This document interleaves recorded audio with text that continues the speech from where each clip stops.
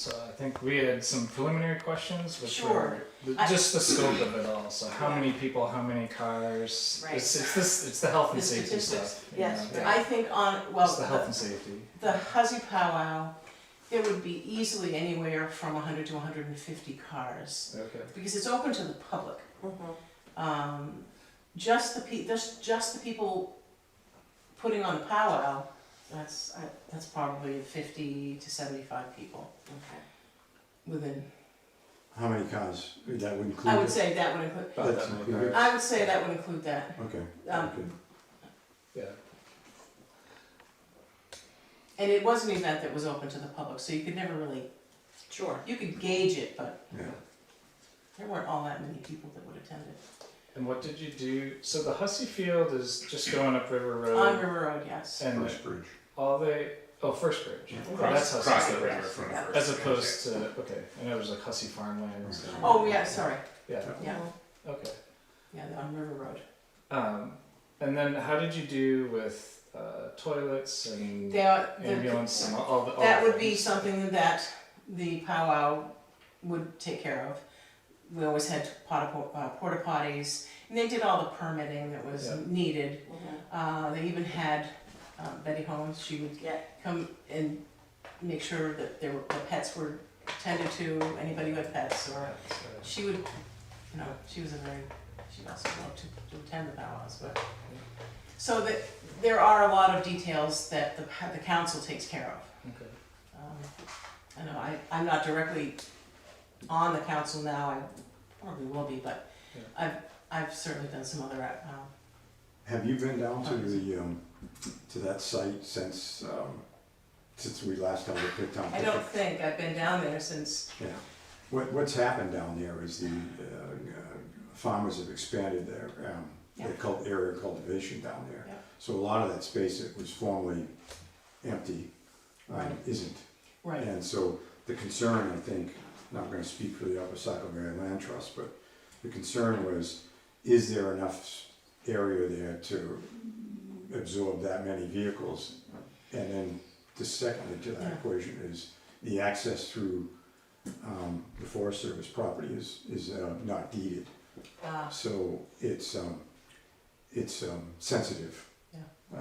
Yeah. So it was kind of that said, the Upper Saco-Valley Land Trust indicated that they would like to be as flexible as possible.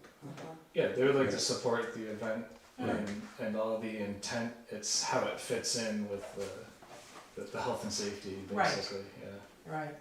And I would really, Court, I would have to go down there to see Yeah. what it looks like today Yeah. as opposed to Do years you ago.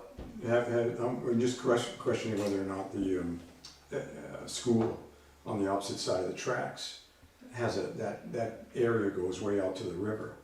And there's plenty of parking at the school. I'm wondering if the school would be, able to it.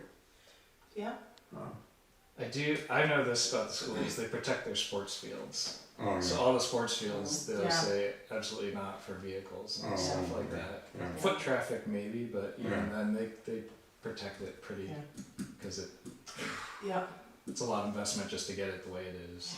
Yeah, right, So the non-sports fields part of the school, maybe, Mhm. but all the sports fields parts, I can pretty much say that they would say no to that. that's worth the Just ask. wondering if there's a way to get to either that or the other field, the 16 field, that's, Crossing over the tracks. I mean, Yeah. yeah, right, exactly. Oh.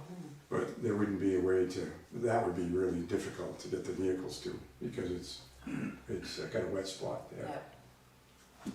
And it's that's all sports fields too, really. No, I'm talking about the, on the Albany Town Forest. Side. Yeah.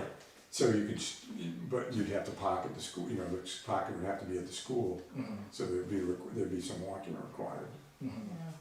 And again, the powwow is primarily made up of people 70 and older. Mhm. It's not a young group, Yeah, and so there's always that to factor in. yeah. Mhm. And I'm really here just to see if there's any opportunity to take advantage of a space that could benefit from a powwow, Yes.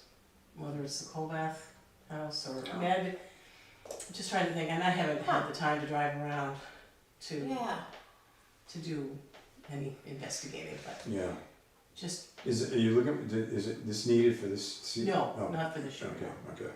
And, maybe not even next year. I just don't want this Yeah. to go away. Mhm. So it's not like it's time sensitive. Just trying to wondering about alternatives. around Right. Yeah, open spaces. there. Yeah. Mhm.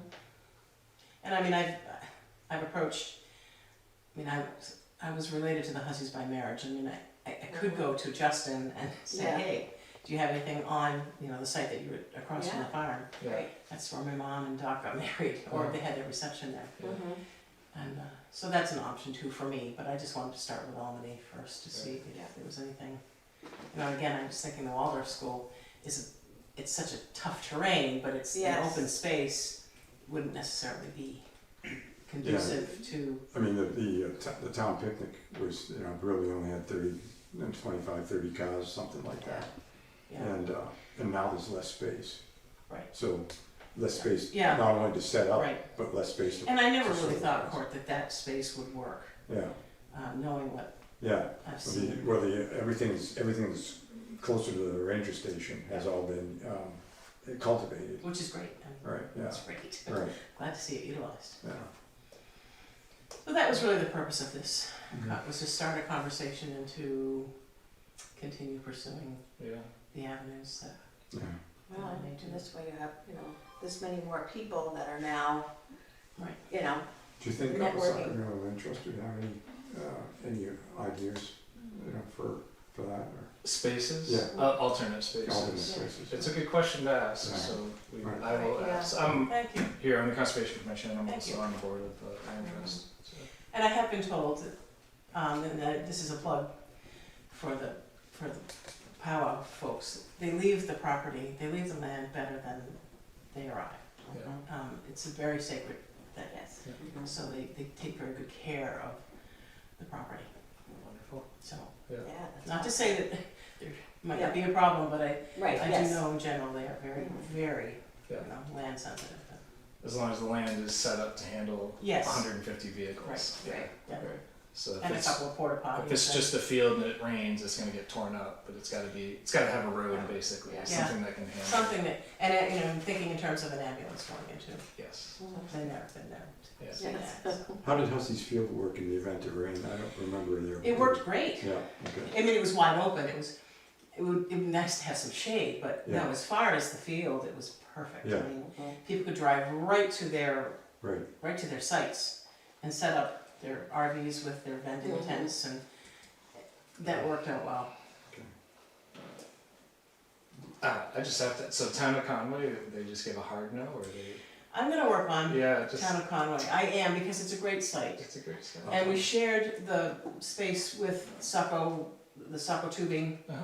Mhm. There's one driveway that goes into the field, and then there's the roundabout there, and that worked out fairly well. Yeah, I would, we Pursue pursue it, yeah, town, pursue yeah. it. Yeah. Yeah. yeah, I think Yeah. yeah. And even if they're concerned about the river eroding, they've got to be concerned about the river eroding. Riprap is Right, yeah. available, Yeah. the golf course certainly had to do something. Well, when Yeah, you guys right. are always in that corner up there, it's back from the river quite a ways. Yeah, Mhm. it is, so, well, I wanna thank you for your time, and, All right, Well, thank you for coming down and presenting. Nice to us see you this. all. Yeah. and good luck. I was gonna take you back home. And congratulations again on your appointment to, To be an elder. your Elder ascendancy to. council, Yeah. I think, no. Thank you very much. Okay, take care, Jen. Okay. Bye. Bye.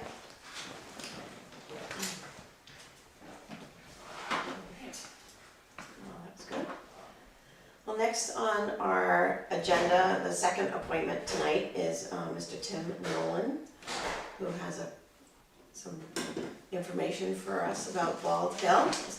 Again, it's nice to put the face to the name. I see your name a lot. Well, thank you all. So- And the last time we did anything for the town, Don still owned the company, so he was the point man. I did the work, but he was the one in here meeting with you. Right. So I said to my wife, I said, I'm going to meet a whole board of people I don't know. No. Anyway, I'm here in regards to the gypsy moth damage in the valley. We've been looking at it for the last couple of years, and wondering when it was necessary to assess. And in conversations with Bill Davidson down at Division of Forest Lands, he's a health specialist down there, we decided we would wait till this spring, which would, till everything had leafed out. And then he came up, we met with Greg from Upper Saco Valley.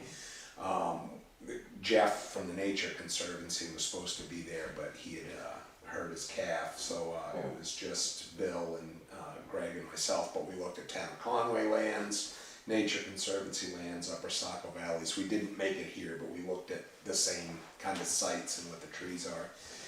And he was somewhat, surprised at the amount of mortality that we're seeing. He's been, the literature would suggest that it would take more than 2 years of defoliation to cause the amount of mortality that we're seeing. And the thought is that it was coupled with the really severe growing season droughts that we had.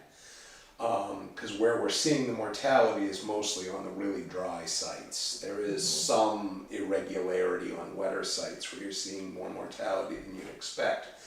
But one of the more severely impacted areas is the town's lot here on Bald Hill Road.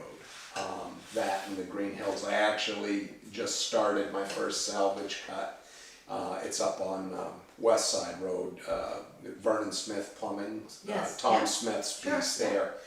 He's got a 70-acre woodlot. There's probably 35, 40 acres of it where 90+% of the oak didn't leaf out this spring. And we thinned through it twice in the last 30 years. It's beautiful, small saw log, and it's just dead. So now I'm seeing it go through a debarker, and the bark is starting to slip on it, which is not a great sign.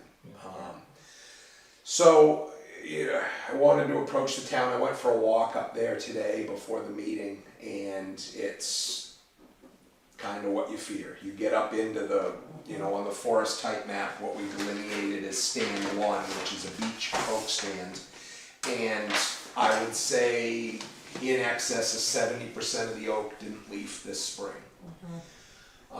There is some epicormic sprouting in the boles and the lower canopy trying to keep the trees alive, which in conversations with Bill Davidson, he says, it's the tree's last ditch effort.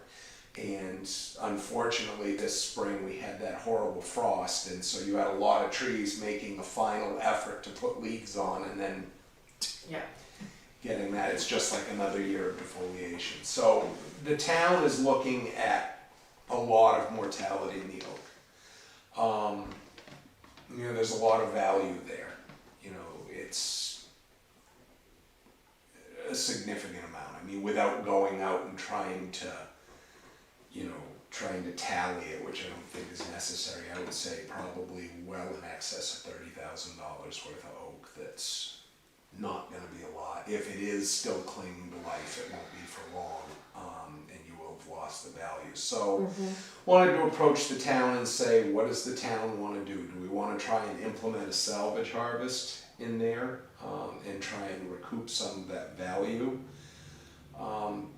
We're going to be doing it for the town of Conway. Greg was going to come to the board. I don't know if you've had that meeting yet.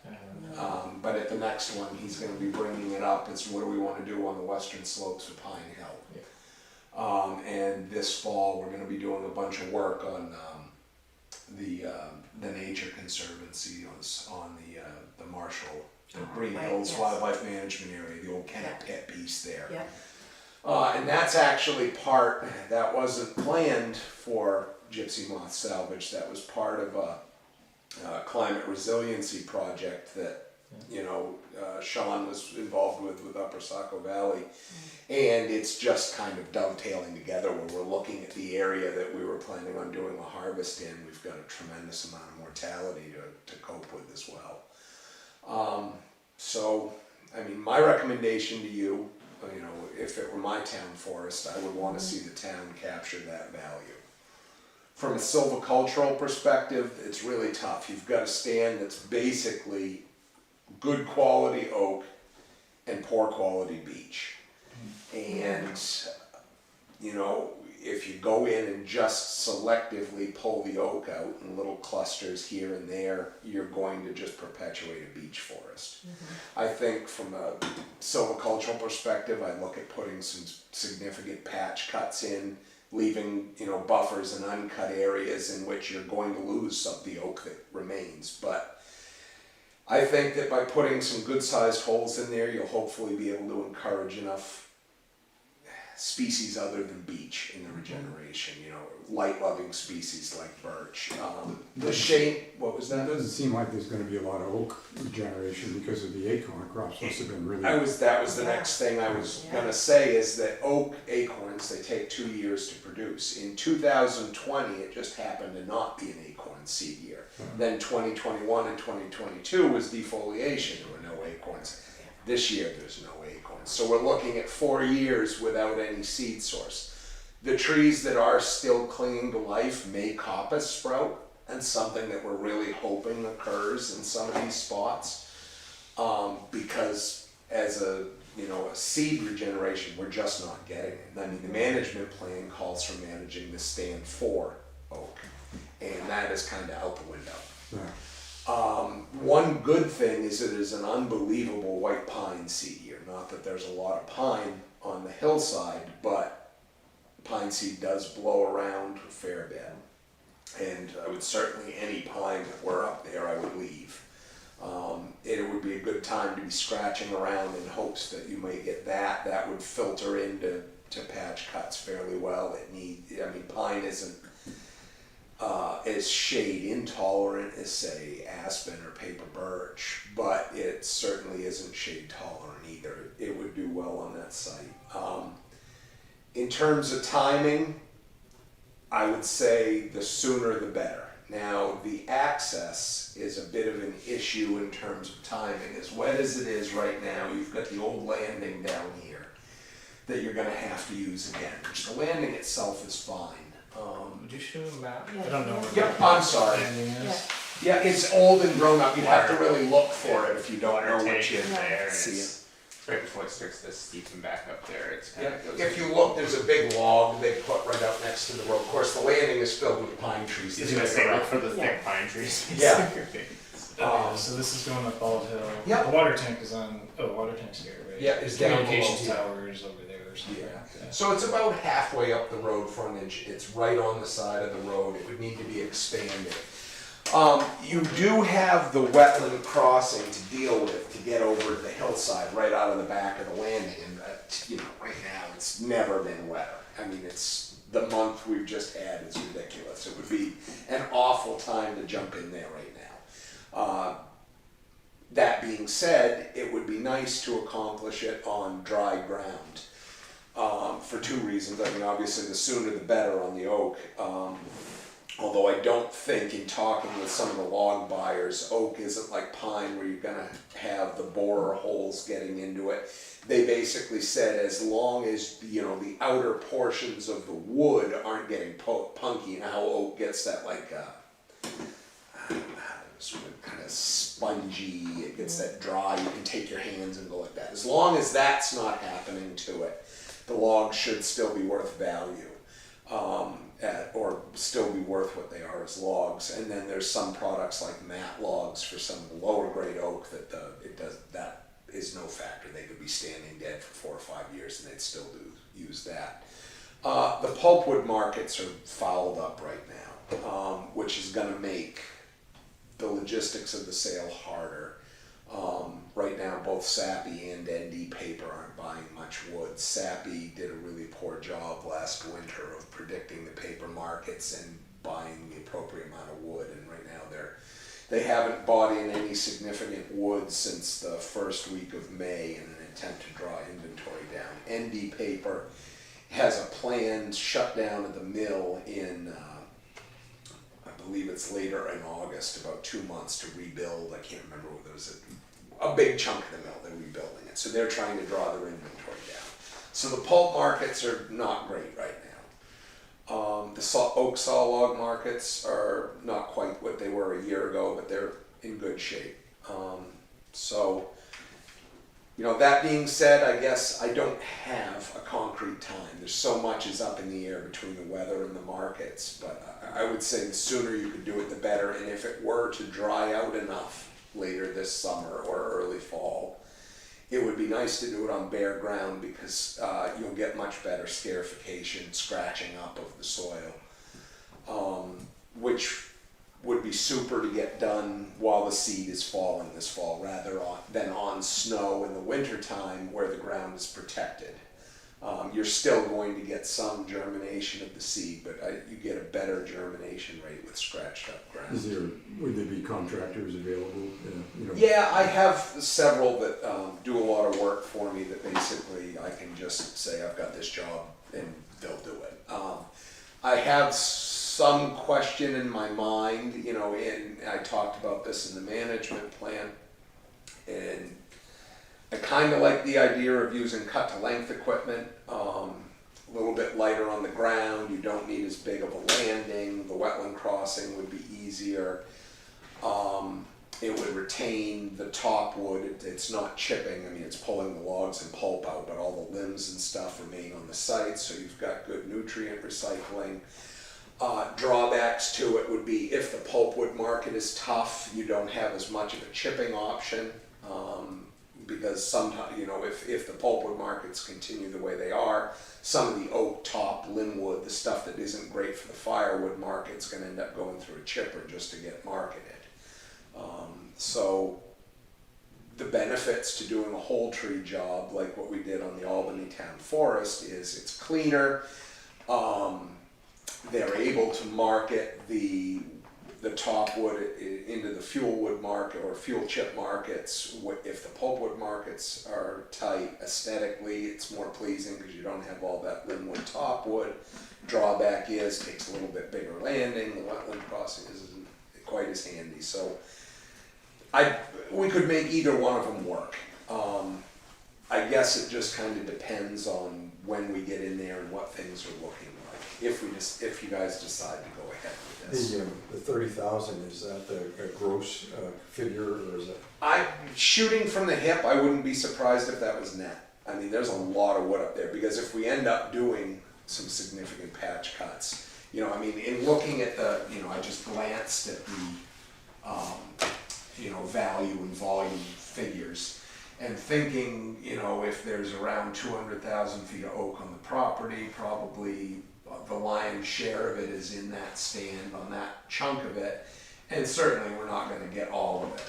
There's going to be areas that aren't appropriate to harvest. There's going to be buffers. There's going to be that. But if there was, say, just 100,000 feet of oak that were to get salvaged, on here at the time that I wrote the plan, the oak market was such that I think I gave an average value of $225. In today's market, I'm guessing it would average probably closer to like $325, $350. So if there's 100,000 feet, you're looking at there's $32,000 in gross proceeds. Then you have all the pulpwood, and the firewood market is really good. There's a lot of the beech in that stand would end up in the firewood market. There's a lot of mat logs, which when they're doing power line maintenance, those timber mats that they put down, the logs that they saw those cants out of, the market for them is great right now. I think stumpage value is close to $200 a thousand to the landowner for something. So you're taking a pallet grade log that would otherwise be worth $30, $40, $50 a thousand to the landowner and paying nearly what good grade white pine logs are. So that market for beech, for any hardwood species except ash or aspen. okay. It's to the point now where if you take an oak tree, if you have a 16-foot long, because they have to be 16 foot long, if you have a 16-foot long section, if you're looking at, say, the bottom 8-foot oak log might go number 2, and the second one would go pallet, you're better off cutting it into a 16-foot mat log because your overall return is greater on it. That market's just been increasing, both in demand and price over the last, I don't know, I'm gonna say 7, 8, 9 years. It's really been a lot of value added.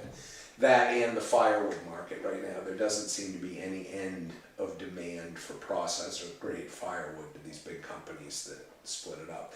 Quite a bit of value added over pulpwood there.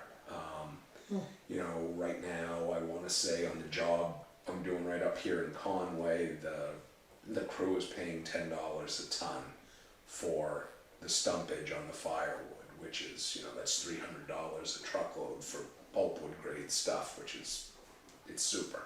It adds up nicely. So, you know, I mean, I wouldn't be surprised, and again, this is just shooting from the hip, you know, I wandered up there for the first time in 10, 12 years today, Yeah. and spent half an hour walking around just so could speak a little bit knowledgeably to you guys tonight, but I mean, there's a lot of wood up there. Tin Mountain did a salvage operation just recently, right? They did, I think it was last Yeah. winter, on the other, basically across the street and downhill from it. I think it was one section of some particularly good oak that they were worried about. And they were finding the same thing, that, you know, the trees are dry. They're just not coming back into it. Well, doesn't sound like there's much choice in a lot of ways. No. Yeah, it's either that or let it stand and die. That Yeah. doesn't make any sense. Yeah, it doesn't No, make it any sense at doesn't. all. No. I mean, not only are you from a, you know, financial standpoint, you're losing the value, but you're, It's the regeneration. yeah, it's gonna be nothing but beach. That's, you know, walking through the woods, because now you have all those oaks, the canopies have opened up, and the understory is just saying, thank you very much, you Yep. know. So I take it anything that hasn't leaked out this year is probably dead. No, I don't think that it's gonna come back. I mean, the trees that they're cutting actively right now, and they just started last Wednesday and didn't work Monday and Tuesday, so we're 4 days into this job. But just the wood itself isn't weighing up good where they're chipping the tops. You know, they're getting about 4 tons a truckload less just because there's no moisture in it. And the logs themselves, when you buck them up, even though they're only a couple of days old, look like they've been sitting around for a while. So, yeah, and talking with the guy running the tree saw, he says you can feel there's no moisture in it. Just, I mean, he obviously does it enough, I don't know what it would feel like, but his comment was, yeah, the trees are dry. Yeah. Okay. Probably less Yeah, hot on the machine, I mean. maybe it chatters more or something. Yeah. I mean, my recommendation, and if it were my town forest and I was a taxpayer, I would want to see it cut.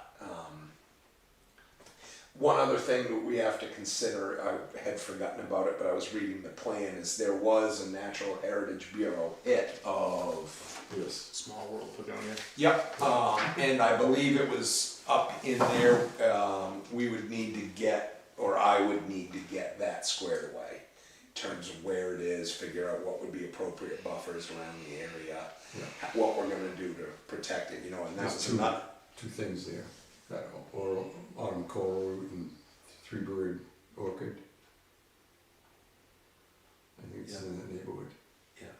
And yeah, autumn coral root, Yeah. small world begonia, and three-bird orchid have Yeah. been identified.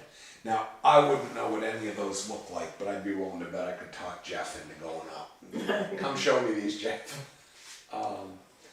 Yeah, the Forest Service has mapped all the Small World Begonia just over the line. There's some on that piece up there. Yeah.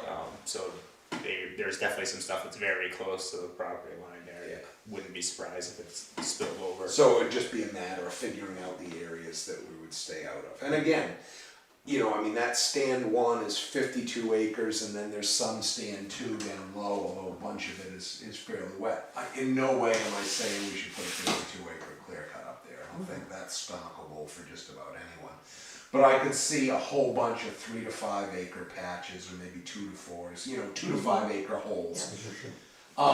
You know, putting some buffers in between them, looking at, you know, potentially doing some interior inclusions within the patch cuts. Maybe we leave small clusters within it to give some diversity. Even, and again, we're knowing that a lot of what we're leaving is going to either convert to beech or be standing dead oak.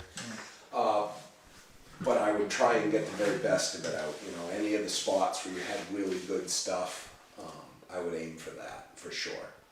So the beech would get harvested as well. Yeah, within That's these better. patch cuts area, we're starting from scratch. You're Yeah. gonna cut everything down right to the saplings and start over and hope that we can get something besides beech growing there. And then what about planting? Throwing some, you know.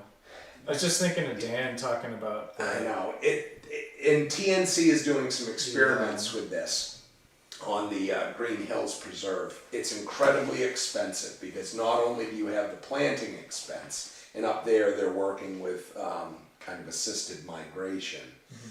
So you have the expense of it, but then you have protection because most of the species you plant would be much more preferred than the native species that are going to be coming back from a browse for perspective. food. Yeah. So TNC, I'm working on the management plan that we've got to run by Fish and Game for this harvest we're doing. Yeah. So they're working with Tony D'Amato at a UVM there. He's got his and Jeff's, you know, kind of collaborative effort, but they're talking about trying to protect half of them with those tubes, and they have funding to do all this on an experimental level. I think it's a great idea, but I don't know if you could justify the expense. And is there such a thing as seed scatter? Like, or is it, you actually plant saplings? Right? They're planting bare rootstock 'Cause saplings. I was just thinking of Dan talking about the elm, right? With the Elm wouldn't be what's up there on not the the elm. black birch. No, the 98% American, 2% Oh, the chestnut. The chestnut. Those are a fortune. Those are like $25 or $30 a seed. for saplings, seedling saplings. Yeah. Yeah. So you can't actually just get seeds and. No, I have a disease-resistant American chestnut in my yard that I planted in 2000 that's been bearing seed for a few years here. And I know of another, and it's the only one around, so I haven't been getting viable seeds. In the last couple of years, we've been trying to conduct some pollination. I know where there's some other trees. We've been cutting limbs off and bringing them back and forth, and we've yet to find a viable seed, but I'm trying. Deb Marnich from NRCS, somewhere over in Lovell, she got a whole bunch of seed. Because they started a bunch just in solo cups in the NRC office. This was several years ago. I can't remember where it was. But if we could find something like that, I'd be all for it. Yeah. You know, trying to scatter seed, or if we could get a pile of little ones, you know, then it might be, you know, if you didn't have to pay for it and could maybe do like a volunteer day to put up some, you know, barriers, I would be all for that. Yeah. But for the town to lay out thousands and thousands of dollars For saplings.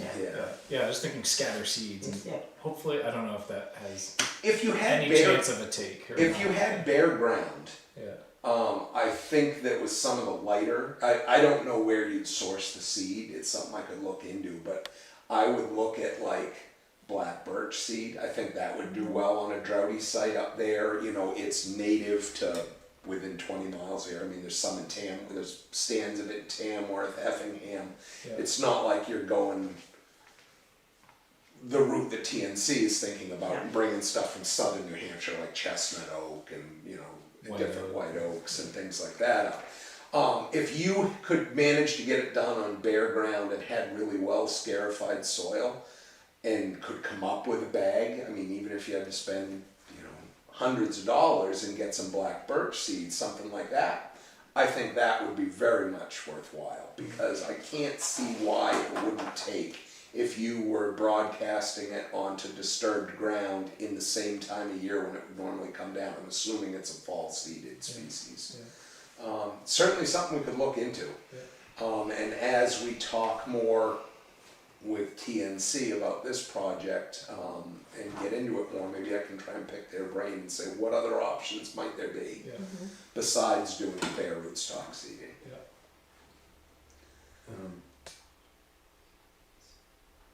White pine, not suitable. White pine is very suitable. It's something that I'm going to hope for. Don't know if and there's that seed will fall in September. That's when it's typically hitting the ground. I always say it's somewhere between Labor Day and Columbus Day.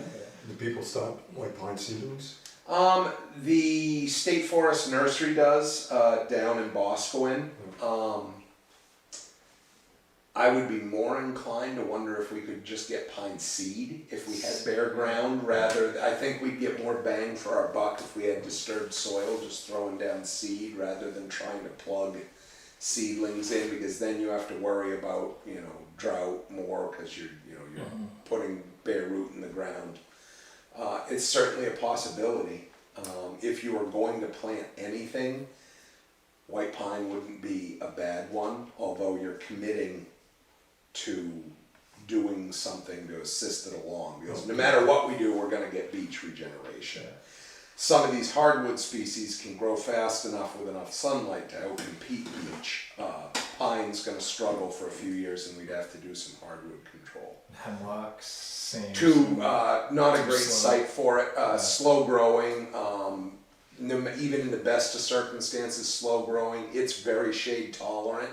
So what we're doing up there on the hill, creating significant openings of several acres in size, would provide enough sunlight that anything else would outcompete hemlock. Hemlock's strategy is to grow in the shade really slowly for 75 years, and then when one or two trees fall down or get cut around it, it's right there and says, "Oh, here we are." I can remember in college being given little, cookies of hemlock stem in a magnifying glass and having to count. Hundreds of rings. It's amazing. What's really impressive is how they will respond after being stunted for so long. They still have the ability, when given the chance, to perk up and grow. No, I really think, if we, and again, I've never tried this. If you could get really light seeded species like aspen seed would be a good one that, that you could broadcast around. Paper birch, black birch. I don't know if there's somewhere where you can get those seeds in bulk. And I'll do some asking because... That's too, that same conference we sat with a woman that was at the UNH Cooperative Extension. That Wendy had, Scribner, yep. Yeah, and she had seed. I can ask her. Seed I have to knowledge. I have to talk with her about some tree farm stuff here in the next couple of weeks, so I can ask her. Well, sounds like we should make a proposal. Would you write up a contract or some sort of explanation that I could? Yeah, for sure. And I think, are you going to have a meeting next month?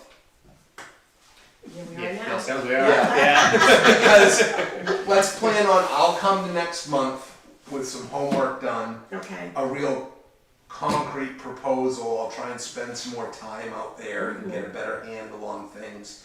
In a month, hopefully, we'll know a little bit better what the pulp market's doing. Okay. We'll know whether it's going to ever stop raining. Let it dry out a little bit. Because even if you gave me a go-ahead today, I'd say, well, we probably got to wait a month for it to dry out at the very least, because even if it stopped raining today, it's going to take weeks.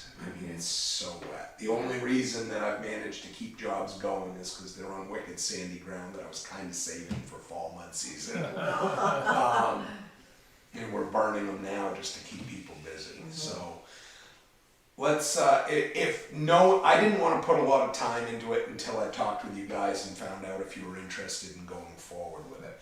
One thing that we'll probably have to do is I will write up some sort of an addendum to the management plan to give to Upper Saco Valley, because we need to serve them notice. I can't remember whether it was 15 or 30 days. But they're supposed to read and approve the plan. So I'm going to try and get an addendum that basically states, these are the conditions that we're faced with, these are the decisions we're making, because technically the plan is, a year out of date. Right, yeah. And we had been emailing back and forth about that. It may be a good opportunity, and this is just because I served on my town's conservation commission and understand how it is to get funding appropriated.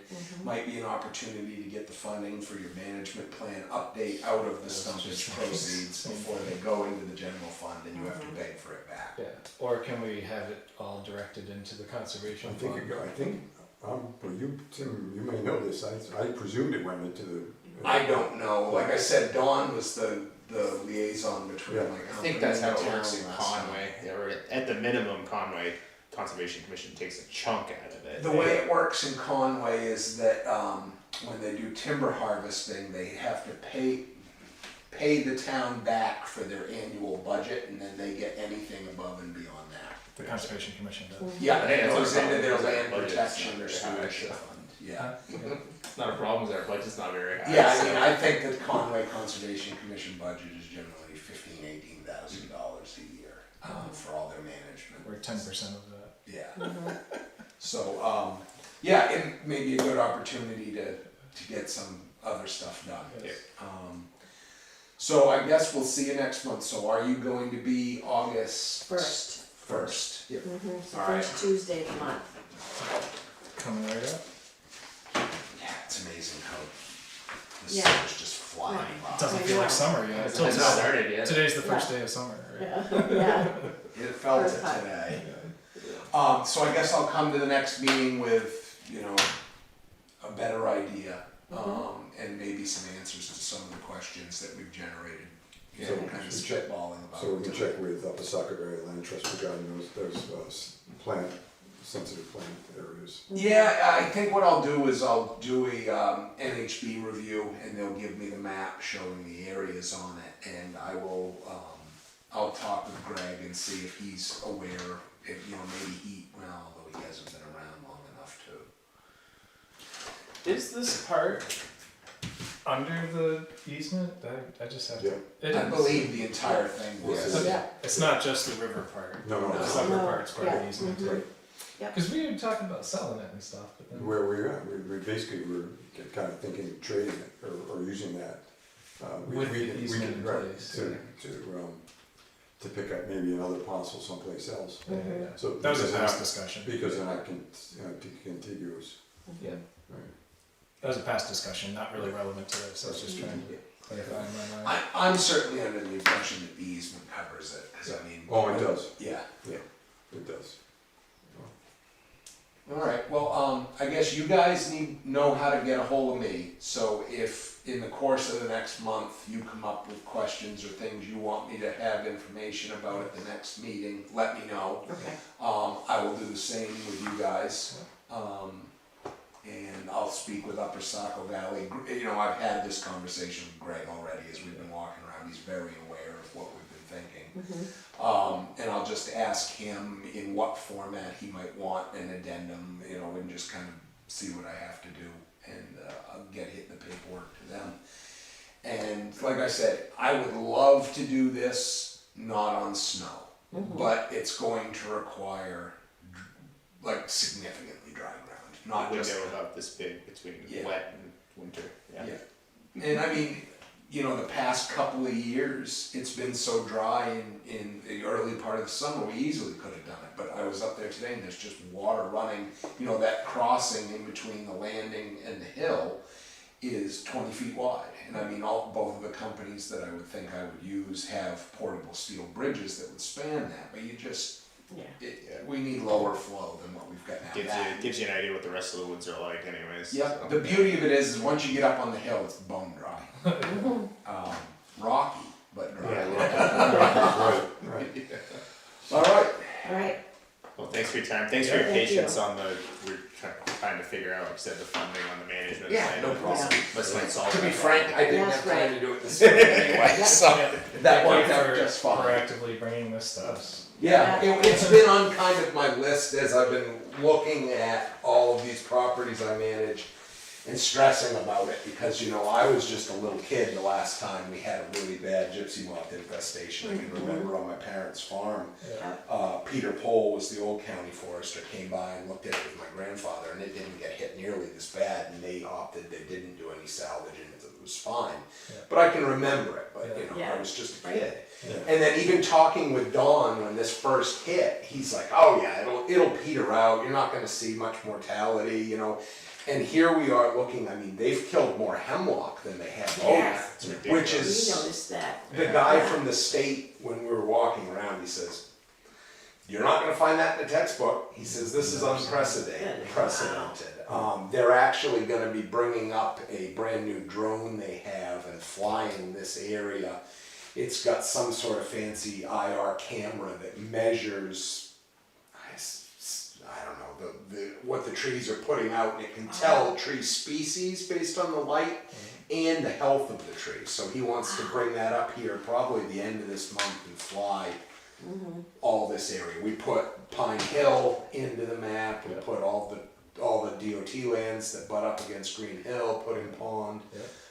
But he was a little, we've been talking with him the last 2 years, and he's been like, we'll get a little mortality, it'll be all right. And he was up here this spring looking at it and going, well, this isn't what we've been led to believe was gonna happen. The drought, the 1-2 punch. Yeah. I think so, Right. yeah. And then that frost this spring was the final nail in the coffin. There were Yeah. so many trees that just managed to put leaves out as a last ditch effort and then lost it. Yeah. So, all right, we will see you next month. I'll All put right, you all right. first on the agenda, 6:30, Sounds good. okay? All right. See you Thank then. you. Thanks, Tim. Have a good evening. Too. One question I would have is, who has the authority, I guess, to sign a contract to cut the timber? Do we have that authority, or is that something the selectmen have to sign Yeah, off on? that's a or- really good question. Yeah. I was thinking the selectmen are having a meeting next week, the 12th. And my thought was, since we don't have a representative to the select board, that I would take the Conservation Commission to the select board, perhaps quarterly, you It's not a know? bad idea, yeah. Just to, so they're up to speed, I'm sure the minutes are available, but that was one of my, thoughts. I was like, okay, well, That would be amazing. Yes, Kathy, thank yes, you. just to keep the communication open and, Yeah. a relationship, Yeah. And it's a new chair on the board. and- yes, Yeah. right, so I can use that line, and Oh, who's in your chair, I guess? Jennifer, Jen Oh, Spofford. okay. Gotcha. yes, Jennifer, Jen Spofford. yeah, Gotcha. so, Yeah. Okay. yeah, Kathy's still on, and Kelly Robitel. Yeah. So it's the Yes. same three. Yes. yeah, Gotcha. yeah, Yeah, I think that would be the question, is just who has the authority to, yeah, even if we come to an agreement and I say. can't yeah, remember we're who in did favor of it this. last time, because Yeah. we had to do a harvest on the lower section to help offset, we were short. That was before we owned it, right? Did Kennett Company do that before? I don't know how that did it, because we got the money. Maybe that's a possibility. I feel like we were still surveying while they were harvesting, Yeah. and we wouldn't. Well, I don't think the town owned it. I think the harvest was before. I bet it's probably in Tim's management Maybe, plan too. yeah. But do we have to, Maybe the, because I know they did something similar on the Marshall property over in Conway too, and in that I think part of the reason was it brought the value down. it's the price down. But It's it the saved the price down. town, Yeah, it's yeah. probably like a donation to kind of Yeah, offset yeah, things a yeah. little bit. I can remember that. Wonder if Trust Republic, we ain't got the money. God, Rob might remember, I can't. All right.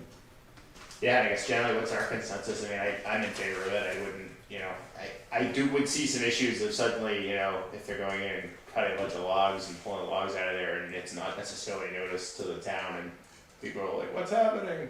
But I think generally in the town here, I don't think, people are adverse to cutting a few trees. Yeah, I anticipate there'll be some I'm sure, objection to it. yeah.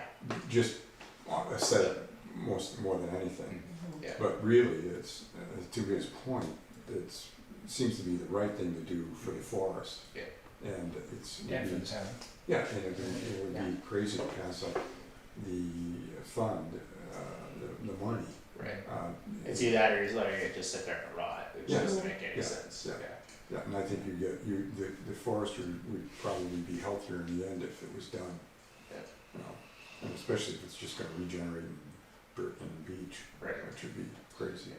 Yeah, and I think too, where Tin Mountain just did the same thing, literally across the street, you know, I mean, I don't think anybody would question the conservation ethic of cutting trees on it. And like I said, you're always gonna have somebody who's gonna question that, but, you know, Tin Mountain just did the same exact thing to salvage the wood and, Yeah. for And if they're for the gonna forest. be doing that in, you know, in Conway, Green Hills and Green all Hills, kinds of places, which yeah. the Green Hills is just unbelievable. Oh, Looking yeah. up slope, Yeah. it's like, oh my god. I mean, I remember like mountain biking there, you know, late July last summer, or the last 2 summers in the middle of July, and getting Yeah, like sunburned in the yeah. woods. You know, Yeah. normally you've got leaves overhead. It's It just- actually looks green now, so what is growing now? Yeah, I mean, there is a lot of beach up in there. It's but the actually, understory, yeah, it's making But that's it. him into green, right? yeah. Your favorite tree. Yeah. I don't think, Take him out by the root. I don't know if you could kill beach. Take him out by the root. Yeah, oh my That's gosh, the only way. Yeah. it's a beach tree Even, killer. even that's hard. Yeah, it is. Alright, Yeah, and I guess my other question would be, you know, where does the revenue go? Yeah, You know, my understanding is, I mean, regardless of the way we've been funded in our budget and stuff, that, you know, conservation commissions are tasked with managing conservation lands, and Mhm. that any proceeds that come off it are supposed to go into the conservation fund coffers. Now, that being said, that's just kind of my third person view, having read Yeah. minutes of other conservation Right. commissions and stuff, but I'm willing to that do a would be little my, research. that would be my Yeah. impression as well. Well, especially too, where we've been tasked with, you know, any money that we wanna spend, we need to generate, and this is the only way we can generate revenue on the Right, forest, you know, yeah. we're obviously not gonna go clear cut it to Yeah, build giant parking lots for trails and stuff, but, right. you know, if this makes sense for the health of the forest and it generates revenue for projects that we wanna do in the long run, seems like it would make sense for us to Yeah. hold on to it. Do any of those profits need to be divided with our partners? Or do we get it all, so it's conservation commission? Oh, like with the land trust or Mm. with, Yeah. I It's all town, think it's town, yeah. Town? yeah. That is my understanding, Yeah, okay.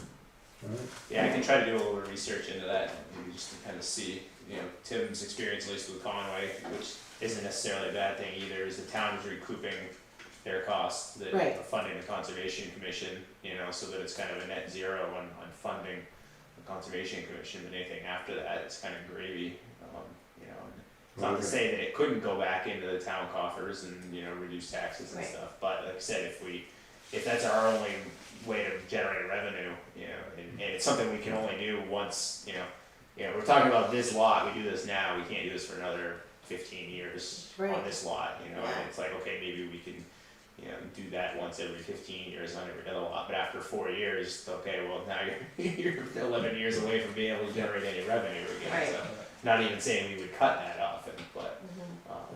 you know, it seems like we should try to hold on to that if we can. Yes, Okay, agree. all right, thank you for all your input, much appreciated all around. Back to the agenda. Oh my gosh, I didn't even put the approval in the minutes. So, thank you, my printer's down.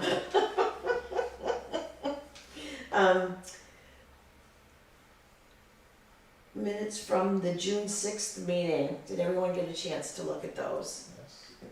Are there any additions, subtractions, recommendations, discussions on those? Thank you for the minutes, courts. Yeah.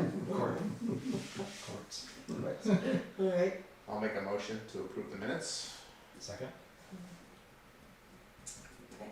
all those in favor of approving the June 6th, 2023 meetings signify by saying aye. Aye. No one's opposed. If you'd like, we can just skip the old business, it's the same, just Same on the agenda, yes. I think the only thing maybe just quickly related to Yes. the boundary maintenance plan, if they're gonna do the timber harvest in there, I'll make sure we get out there and the boundaries are all there, they're, you know, Are they? Okay. somebody would be able to follow them, but it's always like if you're gonna do timber harvest, you might as well just freshen them up, Okay, so. okay, It's not a very long amount of boundaries, so it would be pretty easy to go around. So, but I can make that a priority even probably in the next month, we can probably get it done in a day, so. When's drier? Yeah. Yeah, we have to price out that too, but yeah. Some of it's, like you said, not, once you get up on the hillside, it's not bad, but Yeah. it's, yeah, it's kind of the lower stuff, try to avoid that if possible. So. Okay, all right, good, I will asterisk that, and then, you know, perhaps we can get a day to do that. Yeah, and if it's a matter of like like when Court and I did it the last time, you know, I think we did a mile in 4 hours. We were moving pretty good without killing ourselves, and that was with Court clearing and me painting. And if it's just for timber harvest, we don't really even need to clear the lines now. It's better for management in the long run to clear the lines, but you know, we like say, as long as you can follow them, we could just go out and paint them, and it'd be. Can't even clear them after they cut. You could do that Yeah, too, yeah. So. I'd be glad to go. Yeah, I'll certainly let Join. everybody know if, Yeah. you know, if the hole opens up in my schedule or something, so. Yeah, sure, yeah, let us know, we'll, Yeah. we'll jump on that, okay, great. Any other business to discuss tonight? Did we hear anything further about Sarah Lynn Smith and fireworks? Probably not. No, not from fireworks, Yeah. I did get the map from Oh, yes. the irrigation, Oh, right. school irrigation, but I haven't seen the liability insurance yet, I need to follow up on that. Okay. We can do that next week. I meant to ask Kelly about it today and I forgot to see if she'd seen it, but he did drop off the map. And I haven't checked email, but is the map scanned and digital in some way?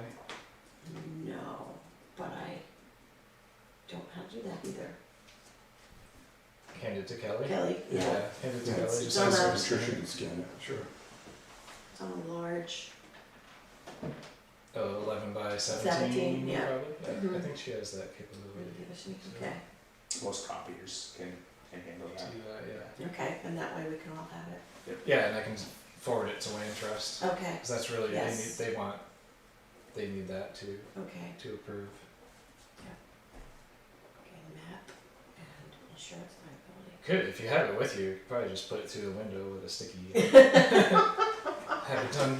I'll come down Monday, I don't Okay. think I'm doing anything Monday, I Yeah. can come down Monday and follow up on her, cause I'd like to come down here and just kinda use the table and spread things out and see if we can get organized. You have the key to the, Yes, Okay. not on me. But Okay. yes. Right. Yes. I can get it. someday in my spare time. Yep. Go through the files. Yeah, I can put in last year's minutes. Okay, alright. Good, alright. There's no public to comment. So, next meeting on the 1st, August 1st. I'll be here on time this time. Apologize. I'll probably be calling because that's At a again, Tuesday, back yeah. to back Tuesday I'll- morning. Double remind Jake. So, in that, I'll take a motion to adjourn. Yes, I make the motion. I'll second. Second, okay. All those in favor of adjournment, signify by saying aye. Aye. Okay, the meeting ends at 7:37. That might be the longest meeting Conservation Commission I meeting I've know, ever met. really, yeah.